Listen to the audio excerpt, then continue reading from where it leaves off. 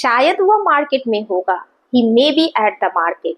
शायद ही वह मार्केट में होगा, he might be at the market.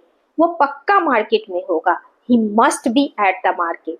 शायद वह टीवी देख रहा होगा, he may be watching TV. आज वर्षा हो सकती है, it may rain today, it might rain today. Which one is correct?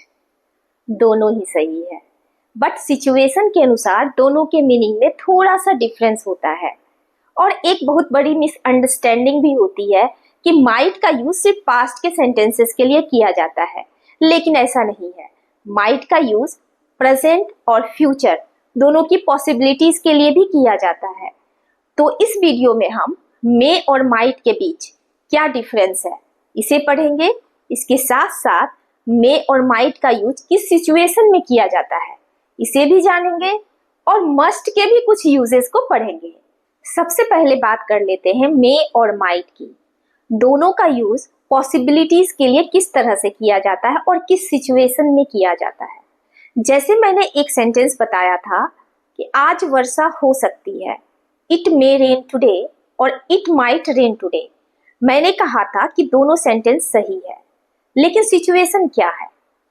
जब पॉसिबिलिटीज ज्यादा होती है तो वहां मे का यूज करते हैं और कम पॉसिबिलिटीज के लिए माइट का यूज करते हैं। अब मे और माइट दोनों में कितनी पॉसिबिलिटीज होती है, यानी संभावनाएं होती है।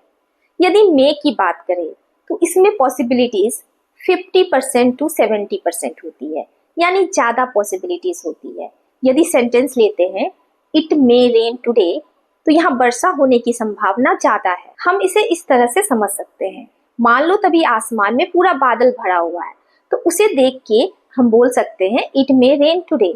यदि माइट की बात करें तो इसमें पॉसिबिलिटीज 50% से कम होती है, यानी बहुत ही कम संभावना होती है किसी चीज को होने की। जैसे कि सिचुएशन के अनुसार यदि ये सेंटेंस लेते हैं इट माइट रेन टुडे तो हो सकता है सिचुएशन तभी का ऐसा हो कि आसमान में बहुत ही कम बादल हो, तो उस समय हम कह सकते हैं इट माइट रेन टुडे। अगर प्योर हिंदी की बात करें तो इट मे रेन टुडे इसकी हिंदी होगी शायद वर्षा हो सकती है, लेकिन इट माइट रेन टुडे इसकी हिंदी होगी शायद ही वर्षा हो या शायद ही वर्षा हो सकती है। लेकिन हम हिंदी में वर्षा हो सकती है इस तरह का यूज ज्यादा करते हैं, तो इसलिए मैंने कहा कि यह सिचुएशन पे डिपेंड करता है कि आप किस सिचुएशन में बात कर रहे हो। जैसे कि एक और भी एग्जाम्पल लेते हैं, वह आज आ सकता है तो ही मे कम टुडे या ही माइट कम टुडे, इसमें भी दोनों सही है। जब उसके आने की संभावना ज्यादा हो, यानी हो सकता है वह बार बार आता हो, एक दिन 2 दिन पर, तो हम वहां पर बोल सकते हैं ही मे कम टुडे। लेकिन वो बहुत ही कम आता है, कभी कभार आता है, तो हम वहां पर इस सेंटेंस को यूज करेंगे ही माइट कम टुडे, यानी शायद ही वो आए। आई होप आपको मे और माइट दोनों के बीच क्या डिफरेंस है और दोनों का यूज किस सिचुएशन में किया जाता है ये समझ में आ गया होगा। तो चलिए अब मस्ट के कुछ यूजेस को देखते हैं। यदि मस्ट की बात करें तो इसके 2 इंपॉर्टेंट यूजेस होते हैं। फर्स्ट यूज में स्ट्रॉन्ग एडवाइस आता है, जब हम किसी को स्ट्रॉन्ग एडवाइस देते हैं, सलाह देते हैं। जैसे कुछ एग्जाम्पल से समझते हैं, तुम्हें दवाई समय पे अवश्य लेनी चाहिए, you must take medicine on time. तुम्हें यह मूवी अवश्य देखनी चाहिए, you must watch this movie. गाड़ी चलाने वक्त तुम्हें हेलमेट अवश्य पहननी चाहिए, you must wear a helmet while riding a bike. अब बात करते हैं मस्ट के दूसरे यूज की। मस्ट के दूसरे यूज में हम किसी चीज को लेके सर्टेन होते हैं, यानी लगभग श्योर होते हैं, लेकिन यहाँ श्योरिटी 90 to 95% है, यानी पूरी तरह से हम श्योर नहीं है। तो चलिए हम कुछ सेंटेंसेस से समझते हैं। तुमने महात्मा गांधी का नाम अवश्य सुना होगा, you must have heard the name of Mahatma Gandhi. इस सेंटेंस में महात्मा गांधी एक फेमस पर्सनैलिटी है, तो इसलिए हम लगभग श्योर हैं, इसलिए मस्ट का यूज किया गया है। चलिए एक और एग्जाम्पल लेते हैं। तुमने यह फिल्म अवश्य देखी होगी, you must have watched this movie. अब इस सेंटेंस में यह मूवी हो सकती है बहुत फेमस हो, इसलिए हम थोड़े श्योर होके बोल रहे हैं, इसलिए सेंटेंस में मस्ट का यूज हुआ है। तो चलिए कुछ और तरह के सेंटेंसेस को देखते हैं।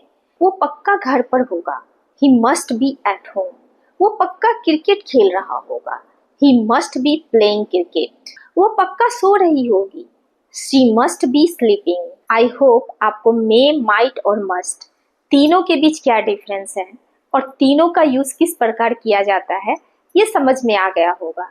तो चलिए इससे रिलेटेड कुछ सेंटेंसेस की प्रैक्टिस करते हैं। शायद वह मार्केट में होगा। He may be at the market. शायद ही वह मार्केट में होगा। He might be at the market. वो पक्का मार्केट में होगा। He must be at the market. शायद वह टीवी देख रहा होगा। He may be watching TV. शायद ही वह टीवी देख रहा होगा। He might be watching TV. वो पक्का टीवी देख रहा होगा। He must be watching TV. शायद वह घर पर होगा। He may be at home. शायद ही वह घर पर होगा। He might be at home. वह पक्का घर पर होगा। He must be at home.